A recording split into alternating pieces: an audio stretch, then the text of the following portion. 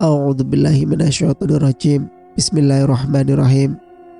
Assalamualaikum warahmatullahi wabarakatuh. Kembali lagi bersama Bang Sukir, yang tentunya akan menemani teman-teman semua dengan sebuah kisah-kisah horor dan mistis. Dan untuk cerita kali ini, Bang Sukir akan menceritakan sebuah kisah yang berjudul Misteri Menara Saidah. Cerita ini ditulis oleh Embart Nugroho. Dan bagi teman-teman yang penasaran dengan sang penulis atau teman-teman ingin membaca koleksi-koleksi ceritanya, teman-teman bisa langsung kunjungi link yang saya sudah sertakan, ada di deskripsi. Dan tak usah berlama-lama, mari kita ke ceritanya. Selamat mendengarkan. Pagi itu, Ana iseng berkunjung ke tempat tetangga dan bercerita tentang kos-kosannya. Namun ia terkejut ketika seorang ibu bercerita panjang lebar tentang rumah kos-kosan itu. Jantung Ana rasanya mau copot begitu mendengar cerita dari seorang perempuan parubaya yang berjualan di pinggir jalan. Konon di rumah kosan yang ia tempati ada sosok arwah gadis penasaran. Gadis itu tewas setelah terjatuh dari tangga dan kepalanya pecah. Mayatnya baru ketahuan setelah 3 hari dan diantar ke kos-kosan. "Kamu kok gak takut kos di situ?" tanya perempuan baya itu ke Ana. Iya bu, soalnya saya gak percaya waktu teman saya cerita." "Temanmu melihat arwahnya?" "Saya juga gak tahu bu. Dia hanya menyuruh saya pindah dari kos-kosan itu." "Oh, kamu memang harus pindah dari rumah itu nak, sebelum terjadi apa-apa. Konon sih dulu ada juga anak kos yang ditakutin sampai ia jatuh dari lantai 2. "Jatuh? Meninggal?" "Iya, kepalanya pecah.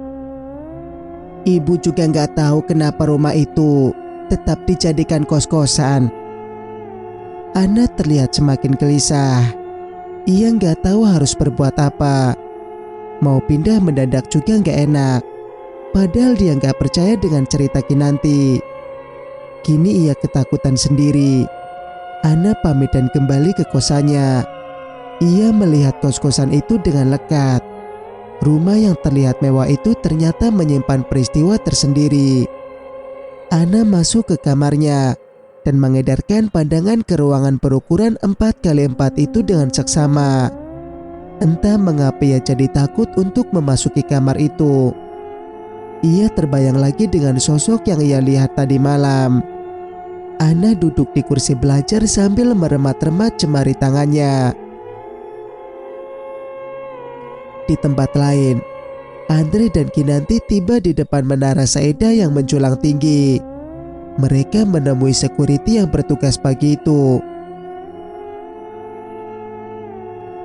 "Pagi pak." "Pagi mas. Ada perlu apa ya?" "Begini pak, saya mau menemani teman saya masuk ke menara itu." "Gak boleh mas." "Pak, tolong saya," ucap Kinanti. "3 tahun yang lalu kakak saya hilang di dalam bangunan itu." "Kakak kamu?" "Iya pak. Tapi sudah peraturannya mbak, gak ada yang boleh masuk. Saya hanya ingin mencari barang kakak saya yang tertinggal. Setiap malam saya selalu dimimpiin kakak saya tentang benda itu." "Benda apa?" "Saya juga nggak tahu. Bentuknya seperti handycam begitu." "Tapi mbak, di dalam angker," ucap sang security seraya berbisik. "Angker?" "Iya, banyak yang aneh-aneh. Saya aja takut ke dalam mas." Memangnya ada kejadian apa di dalam, Pak? Tanya Kinanti lagi ingin tahu. Ada penampakan perempuan berbaju merah. Gak ada yang tahu siapa dia. Sosok itu sering muncul di lantai 3, Mas. Ih, serem. Andre mendekut ludah. Emang Bapak pernah dinampakin? Saya nggak dinampakin, Mas. Tapi saya dengar suara-suara desisan aneh. Terus, tanya Kinanti memberondong. Pokoknya jangan coba-coba masuk ke dalam, Mas. Mbak, bahaya. Dulu ada yang pernah masuk ya, Pak. Kinanti mulai memancing cerita. Sepertinya semakin menarik. 3 tahun lalu ada 5 orang mahasiswa yang ingin membuktikan keangkeran bangunan ini, Mas. Katanya mereka mau bikin film dokumenter gitu. Itu pasti kakak saya, Pak. Sang security terdiam dan menatap wajah Kinanti dengan lekat. Bagaimana cerita selanjutnya, Pak? Tanya Kinanti lagi. Katanya mereka gak bisa keluar dari menara itu. Mereka terjebak di ruangan gelap. Gak tahu mereka ada di mana. Kalau menurut cerita, mereka terjebak di alam gaib. Terjebak di alam gaib? Iya, Mbak. Saya sudah tanya ke orang pintar. Bapak tahu cerita seluruhnya. Waktu itu yang jaga malam saya, Mas. Sang security bernama Sukrino itu mulai ceritanya. Cerita itu mengalir begitu saja, seperti ada di depan mata Kinanti dan Andre. Seperti penggalan-penggalan sebuah film. Malam itu Sukrino tugas berdua bersama temannya. Kemudian ada 3 mahasiswa dan 2 mahasiswi datang ke menara itu. Mereka minta izin untuk membuat film dokumenter misteri atau semacamnya. Sukrino melarang mereka masuk ke bangunan itu. Namun mereka tetap saja masuk menerobos pintu depan. Sukrino tidak bisa berbuat apa-apa karena mereka terus menerobos pintu masuk dan langsung masuk ke dalam lift. Ferry, Irman, Miki, Sari dan Lia. Mereka membawa handycam dan beberapa lampu sebagai penerangan. Mereka memeriksa beberapa koridor dan ruang-ruang kosong lainnya. Sambil berlaga seorang pembawa acara TV misteri. Ferry menerangkan tentang seluk-beluk Menara Saidah. Mereka terus menyusuri ruangan yang terlihat berantakan. Tiba-tiba saja Sari melihat bayangan putih berdiri di sudut ruangan. Ia menjerit ketakutan. Teriakannya membuat Ferry dan Miki nyamperin Sari dan melihat apa yang terjadi. Mereka masuk ke ruangan itu dan mencari-cari sosok yang dilihat Sari. Sosok itu sudah tidak ada. Sari memberontak ingin keluar dari bangunan itu, namun Ferry mencegahnya. Mereka terus menyusuri ruangan-ruangan lain yang sudah tidak tahu lagi bentuknya. Meja dan kursi kerja terlihat berantakan dan penuh sarang laba-laba. Sari dan Lia memasuki ruangan sebelahnya. Ada 2 kamar mandi di sana. Tiba-tiba saja pintu kamar mandi tertutup dengan kuat. Ah! Sari menjerit karena terkejut. Tiba-tiba saja mereka melihat sosok perempuan menghadap jendela. Perempuan itu berambut panjang dengan baju kusam. Mereka mendekati perempuan itu seraya bertanya, "Mbak, ngapain Mbak di sini?" Tanya Sari sambil ketakutan. Dengan perlahan sosok perempuan itu memalingkan wajahnya. Alangkah terkejutnya Sari dan Lia ketika melihat wajah perempuan itu. Wajahnya rusak, Matanya keluar dari kelopaknya. Kemudian sosok itu menjerit dengan suara yang melengking. Sari dan Lia pun menjerit sambil berlari ketakutan. Mereka lari terbirit-birit mencari jalan keluar. Namun mereka tidak menemukan jalan di mana mereka masuk tadi. Mereka berpisah. Sari gak tahu lari kemana. Sedangkan Lia bertemu dengan Irman. Akhirnya mereka terjebak di sebuah ruangan gelap. Dan entah di mana ruangan itu. Mereka berpencar satu sama lain dan terjebak di ruangan yang gelap. Sampai pagi Sukrino tidak melihat mereka keluar. Dan sampai beberapa hari, tim polisi mencari jejak mereka juga tidak ada. Begitu ceritanya, Mas. Mbak, ucap Sukrino. Kinanti terduduk sedih sambil memikirkan nasib kakaknya. Ia benar-benar gak percaya kalau kakaknya terjebak dalam gaib. Boleh kami masuk, Pak? Saya mau mencari benda peninggalan kakak saya. Sukrino merasa khawatir melihat Kinanti. Benda peninggalan? Iya, Pak. Siapa tahu aja mereka meninggalkan barang-barang di ruangan itu. Tolong saya, Pak. Sukrino celingukan melihat temannya yang entah kemana. Saya hanya mengizinkan sampai di lantai 3 aja, Mbak. Mbak jangan naik ke lantai berikutnya. Bagaimana kalau Bapak yang mengantar kami? Sukrino berpikir sejenak.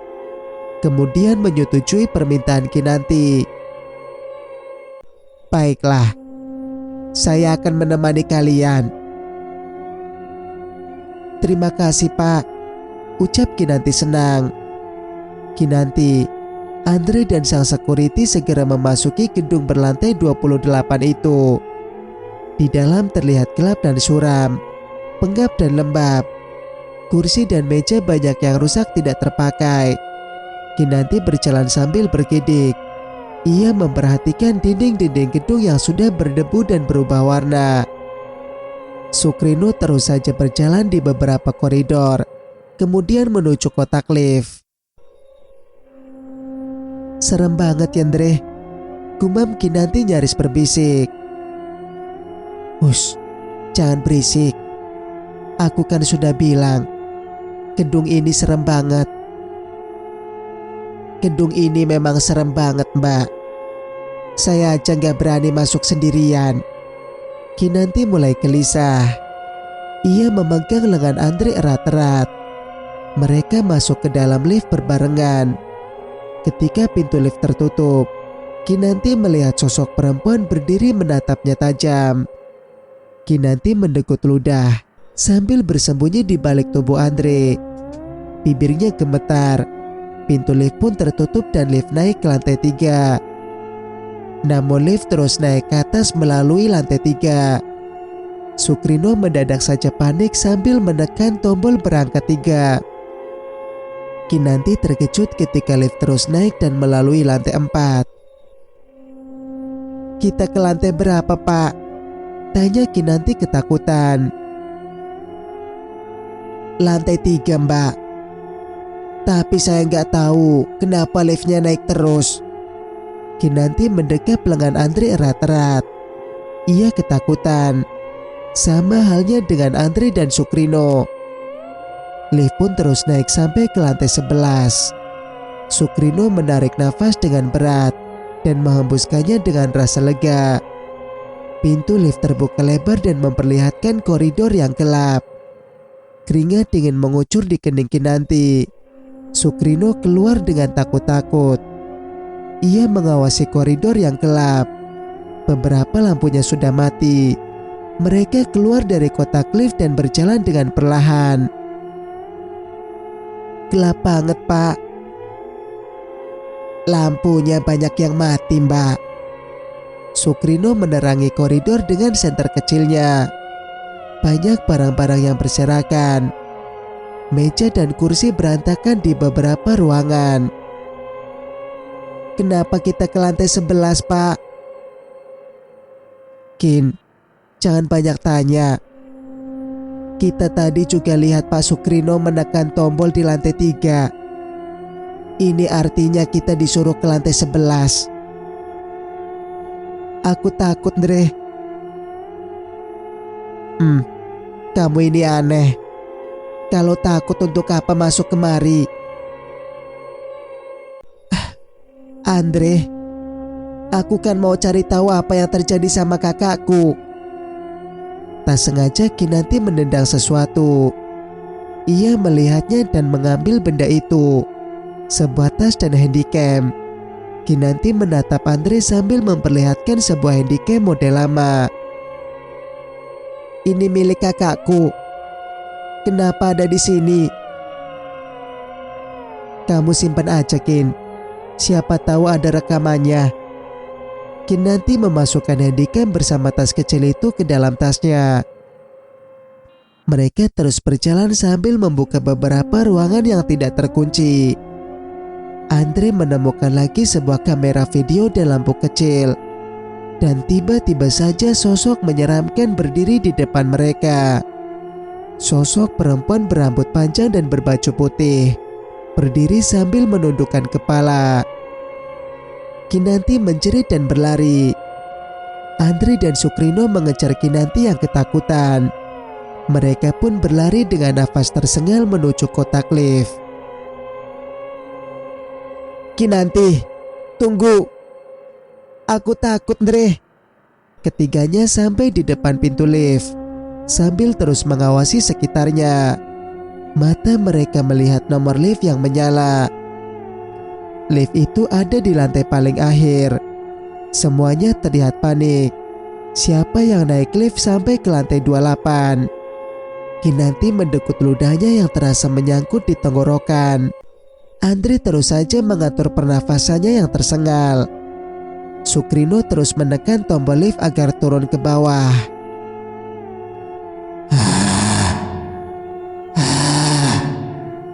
Suara desisan mengerikan membahana di lantai 11. Kinanti tercekat sambil memegang lengan Andre. Ia menutup wajahnya di pundak Andre. Gimana nih, Pak? Tanya Andre dan Sukrino. Saya nggak tahu, Mas. Nggak ada jalan lain? Tanya Andre yang terlihat panik dan ketakutan. Tangga darurat. Tapi melewati ruangan itu, Mas. Andre melihat ruangan gelap di mana sosok perempuan itu berdiri di sana. Andre menghela berat sambil memperhatikan lampu lift yang turun dengan perlahan. Cepat, Andre. Ayo kita turun. Sabar, Kin. Liftnya masih di lantai atas. Kinanti sudah ketakutan dan gak sabaran ingin keluar dari tempat itu. Beberapa menit kemudian pintu lift pun terbuka. Mereka segera masuk ke dalam lift dan menekan tombol G. Lift pun turun dengan perlahan. Kinanti masih ketakutan dan merengkuh lengan Andre. Di tempat lain, malam itu Ana mulai gelisah. Di kamar kos hanya ada dirinya. Anak kos yang lain pada pergi entah kemana. Ana mulai ketakutan. Sampai malam begini Kinanti belum juga pulang. Sebentar-sebentar Ana melihat jam dinding dengan gelisah. Sudah jam 10 malam. Keadaan rumah kos-kosan terlihat semakin mencekam. Ia merasa asing berada di kamarnya. Tiba-tiba saja ia mendengar suara pintu kamar mandi yang terbuka.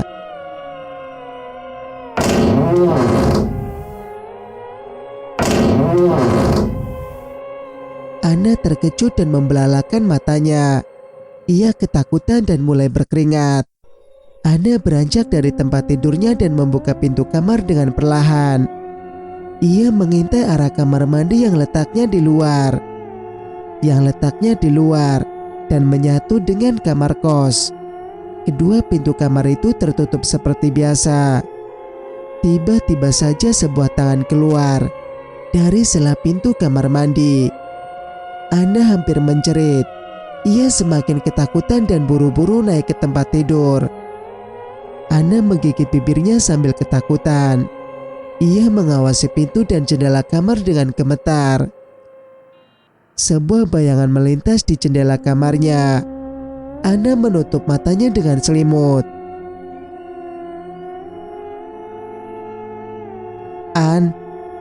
Ana, buka pintunya. Ini aku, Kinanti. Ana tercekat sambil mempertajam pendengarannya. Buka pintunya, teriak Kinanti dari luar. Ana bangkit dari tempat tidur sambil menghela napas dengan lega. Iya, sebentar. Ana beranjak ke pintu dan membuka pintu kamar. Lama banget sih pulangnya? Tanya Ana setelah pintu dibuka. Maaf An, jalanan macet, jawab Andre. Kinanti melihat perubahan wajah Ana yang tidak bisa ditutupi.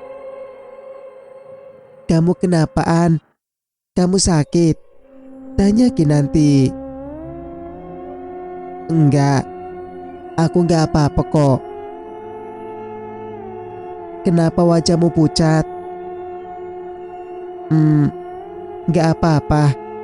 Andre memperhatikan wajah Ana yang terlihat gelisah. Kamu baik-baik aja kan An? Tanya Andre kemudian. Iya Andre, aku baik-baik aja kok. Ya udah, kalau begitu aku pulang dulu ya. Ucap Andre pamit. Makasih Andre. Andre segera berlalu dan turun ke bawah. Kinanti masuk ke kamar sambil menghembuskan nafasnya dengan lega. Kinanti merebahkan tubuhnya di tempat tidur. Gimana petualanganmu? Tanya Ana. Menegangkan An. Serem banget di dalamnya. Kinanti bangkit dari rebahannya. Kemudian ia beranjak ke kamar mandi. Aku mandi dulu An. Iya. Ana duduk di tempat tidur. Kini pikirannya mulai tenang. Namun di balik jendela kaca, ia melihat bayangan putih berdiri menatapnya. Ah! Jerit Ana tercekat. Kinanti yang baru selesai membasuh wajahnya terkejut dan buru-buru keluar. Ada apaan? Tanyanya penasaran. Anda mendegut ludah dengan bibir gemetar. Kinanti menghampiri sahabatnya itu yang sudah ketakutan. Ia kemudian menangis dan membuat Kinanti heran. Kamu kenapa An? Kok nangis? Buru-buru ia memeluk Kinanti sambil menumpahkan tangisnya. Maafin aku Kin. Maafin aku. Kinanti jadi bingung dengan tingkah Ana. Iya, memangnya kenapa? Tanya Kinanti penasaran. Aku gak mendengarkan omonganmu. Omongan yang mana An? Kinanti melepaskan rengkuhan Ana. Ana masih sesungguhkan. Tentang kosan ini, ucap Ana sambil menundukkan kepalanya. Kinanti menarik nafasnya dalam-dalam, kemudian menghembuskannya dengan perlahan. Kamu sudah tahu? Ana mengangguk. Aku melihatnya sendiri, Kin. Aku juga menanyakan kebenaran itu dari tetangga sebelah. Aku mau pindah saja, Kin. Aku takut. Sudahlah, An. Kamu gak mungkin pindah malam-malam begini kan? Masih ada hari esok. Tapi aku takut dan aku gak mau tinggal di sini. Cari rumah kos-kosan itu gak gampang An. Aku akan menemanimu mencari kos-kosan. Makasih ya Kin. Kinanti memeluk sahabatnya yang sudah ketakutan. Kemudian Kinanti melepaskan pelukannya. dan mengganti bajunya dengan baju tidur. Malam itu sepertinya ada sosok yang mengawasi mereka dari luar. Sosok gadis dengan orok yang masih merah dan berlumuran darah. Wangi bunga melati menyeruak di rumah kos-kosan. Baunya menyengat bercampur amis yang memuakan. Sungguh wangi yang menakutkan. Kinanti merebahkan tubuhnya di atas tempat tidur dan pulas dalam dengkuran yang lembut. Akhirnya mereka pun tertidur dengan pulasnya. Tak peduli sosok yang memperhatikan mereka di luar sana. Sosok itu berjalan mondar-mandir. Sesekali ia menangis terseduh di kegelapan malam. Cerita pun bersambung. Jika kalian suka dengan ceritanya, jangan lupa untuk like, komen, dan subscribe channel ini agar bisa mendengarkan cerita-cerita berikutnya. Wassalamualaikum warahmatullahi wabarakatuh.